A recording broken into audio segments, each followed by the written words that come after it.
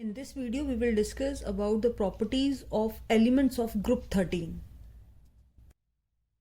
So these are the elements: boron, aluminium, gallium, indium, thallium and untrium, which is recently found. Now just a trick to remember the atomic number of all these elements. Odd numbers are 1, 3, 5, 7, 9. So here first one is boron, which is atomic number 5, and since it is a group 13, aluminium 13, gallium just reverse of it 31. Now what number we have used? 1, 3, 5.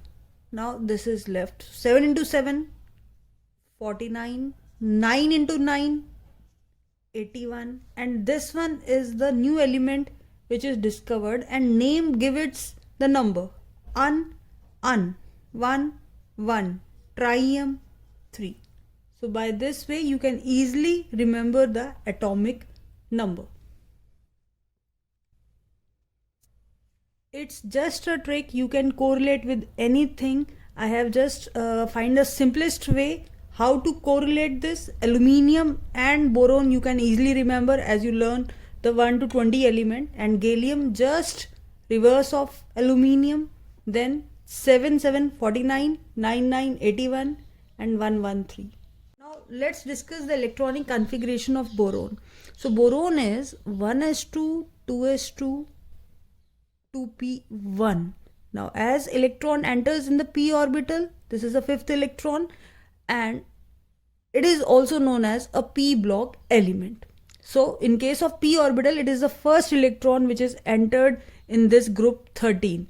For example, in case of aluminium, we can write it as 1s2 2s2 2p6 3s2, and yet again in third shell p electron enters in this case only. So these are also known as p block element. Now for our convenience, we can write it this as a noble gas and this also as a noble gas. This is helium, this one is neon. So for the rest of element, we also write their corresponding noble gas. Here it is argon, krypton Kr, xenon and radon Rn. To learn the sequence, Hina or Carina X-ray Rangeen, Hina or Carina X-ray Rangeen. So 31 will be 3d10 4s2 4p1. In case of, we can say, indium, it is 4d10 5s2 5p1. So always one electron is entering in the p orbital of that corresponding shell. This is level, we can say. This is the second period 2p1, third period 3p1, fourth period 4p1, fifth period 5p1. So obvious hai 6p1 7p1. So next will be here, it is 4f14, then 5d10, then 6s2 6p1. In this case it will be 5f here, 5f14 6d10 7s2 7p1. So in each case one electron is entering in the p orbital.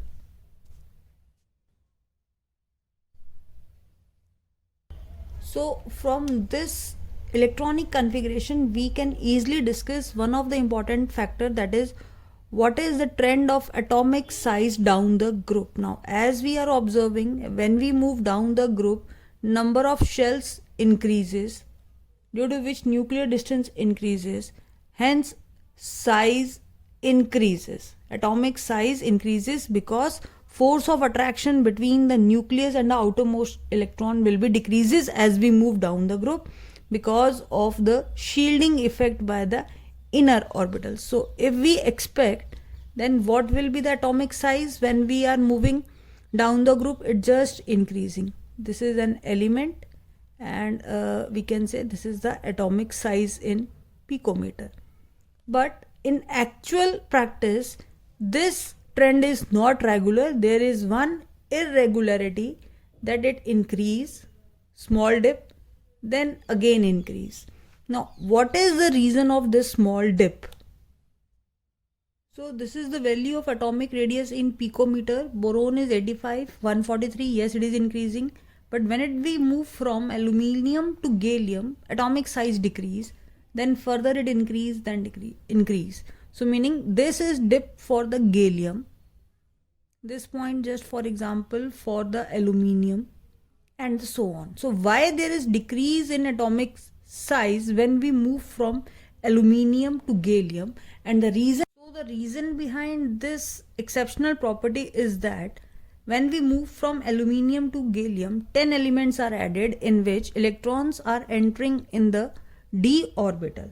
Now these d orbitals are large in size and electron do not shield the nucleus effectively. Now just for example, if there is a nucleus is present and this is 1s, then 2s, then 3s, then 4s. So in this case, this is a 3d orbital. Now this 3d orbitals are very much large in size that electrons do not shield the nucleus. So it is not shielding properly, due to which effective nuclear charge can easily attract this electron towards itself, and due to which size decreases. Or we can say gallium experience a great force of attraction by the nucleus than aluminium.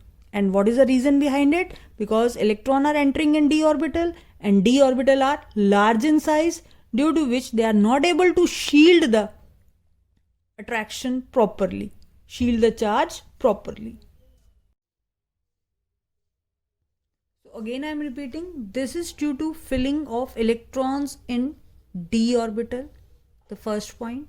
In between aluminium and gallium, there are 10 electrons enter in the inner d orbitals. Now as d orbitals are large in size, their electron do not shield the nucleus effectively. So because of this, what happened?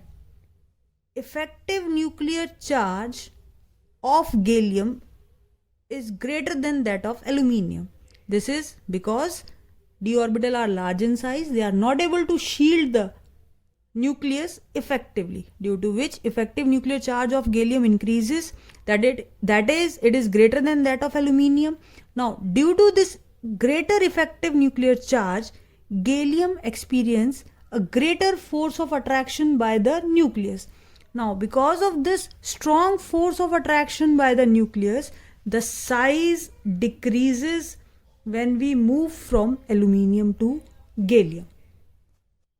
Now in case of ionic radii, trend remain the same, that is the actual trend. When we move down the group, atomic size increases without any exceptional behavior. Now next is the ionization enthalpy. This property is the amount of energy released when an electron is removed from its outermost shell. Now according to trend, when we move from lithium, beryllium, that is when we move along the period, boron, carbon, nitrogen, oxygen, fluorine, then the general trend is that atomic size decreases along the period, due to which ionization enthalpy increases. So the trend must be like this, but there are few exceptional cases. Now what is the exceptional? That is, it must be in increasing order, but in case of beryllium and boron, beryllium has greater energy than boron, so small dip here. Then already you have done in your third chapter that out of nitrogen and oxygen, same thing will be repeated. So now here we will discuss why this happened, that boron possess less ionization energy than beryllium, in spite of the fact boron has a small size. So the reason is that in case of beryllium, the electronic configuration is 1s2 2s2, whereas in case of boron the configuration is 1s2 2s2 2p1. Now the difference is that in case of beryllium, the shell is completely filled, and it is very difficult to remove an electron from the completely filled orbital, whereas in this case, no doubt size is small because of increased effective nuclear charge, but the p electron is loosely held because it is singly filled in the orbital. So it is easy to remove this. Hence, ionization energy of boron is not following the fact, and it is less than that of ionization energy of beryllium. And the reason behind it, their electronic configuration. Fully filled, difficult to remove, hence high ionization energy. It is partially filled, it can be removed easily, hence possess low ionization enthalpy. Now next we will discuss the ionization down the group. These are the group members: boron, aluminium, gallium, indium and thallium. As we have already discussed, the atomic radii of boron is less than that of gallium, then aluminium. These two are the exceptional, then indium and then the thallium. And the reason for this we have already discussed: the poor screening of d electron, due to which size decreases. But if we now discuss what is the trend of ionization, so according to this, it must be like this. Trend must be like this for ionization energy, but this is not the trend. Actual trend for this is boron is having the maximum ionization, and then this thallium, then gallium. Yes, this is correct one. Rest all follow the same. Now the question arises, why this change occur? Why this change occur? This, so you already know that why gallium is greater than aluminium, because here screening is poor, size become much smaller, and hence ionization energy increases. But now the question arises, why thallium possesses the high ionization even than gallium or indium? So reason lies in their electronic configuration. Here it is 2s2 2p1, 3s2 3p1, in this case 3d10 4s2 4p1, here 4d10 and it is 5s2 5p1, then 5d10 4f14, then 6x2 6p1. So these are the electronic configuration. Now the important role is played here by the screening effect. Now what is the screening effect? In case of screening effect, these inner orbitals, they does not allow the nucleus to attract the outer orbitals. So now these inner orbitals are acting as a shield. Now for example, in case of aluminium, if we write the configuration 1s2 2s2 2p6 3s2 3p6, so in between nucleus, this is the nucleus and this is the outermost shell. What is the shield here? 2s and 2p. So second shell is acting as a shield. Similarly, if 1 2 3 4, if the electron in the fourth shell, then second and third orbital will act as a shield. So as we move down the group, shield size is increases, but effective shielding of s orbital and p orbital is greater than d and f. ये एक important point है कि जो screen है वो s और p shield better s और p orbital बनाते हैं than d and f, because they have a fixed proper shape and they have a very diffused shape. This point we have already discussed, that in case of gallium, because of improper ineffective shielding by 3d electron, the size decreases. अब जब shield अच्छा work नहीं कर रही है, वो size उसका effective नहीं है शील्ड करने में, तो अट्रैक्शन न्यूक्लियस की बढ़ जाएगी और साइज स्मॉल हो जाएगा. So we can say s electron or p electron shield properly. That is why when we move from boron to aluminium, then size increases. Now why size increases? Because 2s and 2p create a better shield, due to which nucleus not able to attract the outermost shell and hence the size increase. So size increase, then ionization energy will decrease. So that is the reason why aluminium has lower. already we have discussed why gallium has greater, because here there is ineffective shielding, due to which size decrease, and when size decrease then ionization increase. So this pattern we have discussed. Now we are discussing why thallium has the maximum in comparison to gallium. So in case of gallium only and in case of indium only d electrons are creating the shield, whereas in case of thallium d and f both are creating the shield.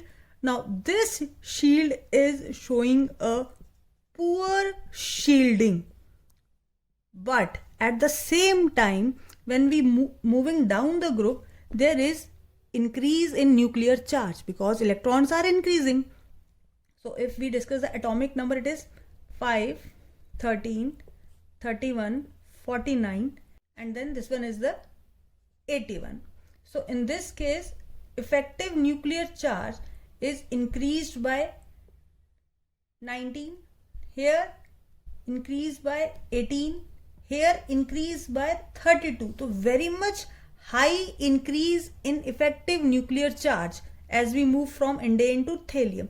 Because of this increase in charge increase हो गया, shielding poor है, so strongly attract हो जाएंगे electron, due to which ionization energy we can say increases. We can't compare it to size because size is there, because total 6 shells are there. So shells are more, but at the same time because of this strong effective nuclear charge these electrons are strongly bounded by the nucleus, due to which now large amount of energy is required to remove that electron. Hence thallium has greater ionization energy. So for each point there is a different factor. First one is the smallest size. These two are the exceptional in the atomic radii because there is poor shielding by 3d and there is a strong shielding by 2s and 2p. So smaller the size, greater will be the ionization energy. And for this case we can say thallium, why it comes here? So again the same reason, poor shielding, but in addition to poor shielding there is more effective nuclear charge is present, due to which more attraction is there. So again I am repeating, boron has small size, therefore highest ionization energy. And why the second point is thallium? Because nuclear charge increased by a very large amount, 32 units, and shielding effect is there but it is very poor, and this nuclear charge outweighs that screening effect. So in case of gallium there is a poor screening by 5d, due to which size becomes small, that is size of gallium is less than aluminium, hence ionization energy increases. Whereas in case of aluminium there is a strong screening because it is by 2s and 2p, and the last will remain the indium. In that case only 18 unit is the charge and d is the orbital. This is a mixed point, that not very much effective nuclear charge, shielding is poor, but then also charge is not that much effective, so that its size becomes small. So size remain bigger and hence ionization energy become the lowest. So the overall trends will become boron greater than thallium, then gallium, then aluminium, then indium, and these are the specific points for each and every part. Now we will discuss what is the oxidation state of group 13. Then NS2NP1 is a journal configuration, so it can lose all its 3 electron and can show the +3 oxidation state. And second possibility, it can only lose this p electron and can show the +1. But generally the first 2 members, that is boron and aluminium, shows the +3 oxidation state, and rest of the members can show both +3 and +1 depending upon the conditions. That is, we can say this is all due to inert pair effect. We will discuss this just a moment. Inert pair effect. So what is the criteria? That stability of higher oxidation state is decreases when we move down the group. On the contrary, the stability of lower oxidation state increases down the group. So as you can see here, thallium plus 1 is more stable, whereas thallium plus 3 is the less stable. Now why this happen, or what do you mean by this inert pair effect? So as we have discussed, whenever only p electron participate in bonding, then plus 1 oxidation state. When both s and p participate, then plus 3. Now the question arises, when we move down the group, the stability of higher oxidation state is decreases. That is, now only p electrons can participate bonding, but not the s1. So reason is that in between all these two orbitals, 6s, and here it seems to be that both are just adjoining, but in general always energy level is like this. So that is, in between p and s, this inner orbitals are present, which act as a screen, due to which now only the outer electrons are participate in the bonding, not the inner one. Again I am repeating, in case of this oxidation state, if we are discussing NS2, NP1, when we move down the group, its equation is like this: N minus 2F, N minus 1D orbital, and then NP1 orbital. So these inner orbitals create a shield, due to which now this s electron is strongly attracted by the nucleus, but this is not attracted by the nucleus. So now this can only participate in bond formation, but this is not available. So this reluctance of s orbital electrons, that is, this reluctance of s orbital electrons to participate in bond formation, is known as inert pair effect. That is, only outer orbitals takes part in bond formation, not the inner one. So when only p electron is loosed, it will form plus 1. When both s and p are involved, it form plus 3. So there is always a differ of plus 2 oxidation state. And yes, we can say that as we move down the group, the s electron become more tightly held, or we can say more penetrating towards the nucleus, and hence they are reluctant to participate in any of the bond formation. So as we have two compounds, for example, any of the compound having plus 3 oxidation state and Tl plus 1, so we can say out of these two, which one is more stable? So answer will be Tl plus 1, because Tl plus 3 wants to change Tl plus 1, as s electron do not participate in bond formation. And as we have already discussed, that screening by these F and D, because of their size, is poor, due to which this s electron is strongly held by the nucleus. So now it is not available for the bond formation, and only p electrons are taking parts in bond formation. So this is known as an inert pair effect, where reluctance of s electron to participate in bond formation, because of the poor shielding by the inner orbitals.